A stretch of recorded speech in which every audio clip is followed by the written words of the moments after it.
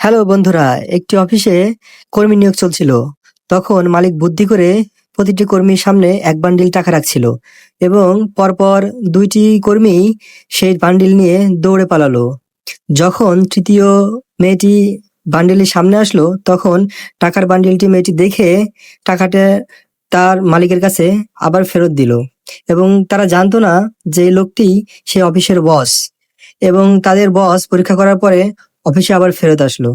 যখন সবাইকে ভাইভাতে ডাকা হলো, তখন সেই মেয়েটির সাথে দুইজনাই খারাপ ব্যবহার করছিল এবং অফিসে ঢোকার সঙ্গে সঙ্গে তাদের কাগজপত্র তাদের বসের সামনে দিতে চাইছিল এবং তাকে গায়ের গন্ধ দেখাচ্ছিল। কিন্তু মালিক তো জানতো যে কে সৎ এবং কে ভালো।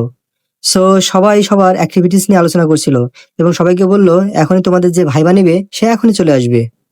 সো একটু পরেই যেই কথা সেই কাজ, সেই মালিকটি সবার সামনে আসলো। বলছে যে আপনি আমাকে নিতে পারেন, এই অফিসে অনেক ভালো কাজ করব আমি। আপনি আমার ফাইলটা নেন, আপনি আমার ফাইলটা নেন। এবং সে মালিক বলল, তোমরা লোভী, তোমাদের এই অফিসে কোনো চাকরি নেই, যাও, চলে যাও, বেরিয়ে যাও। তখন তারাও জোর গলা বললো, আপনার অফিসে আমরাও চাকরি করব না। সো এই হলো মালিকের অফিসে কর্মী নিয়োগের ব্যবস্থা। কত বুদ্ধিমান দেখুন, এবং তাদের দুজনকেই বের করে দিল।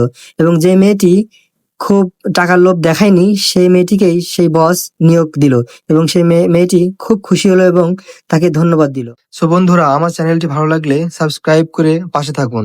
সবাইকে অসংখ্য ধন্যবাদ।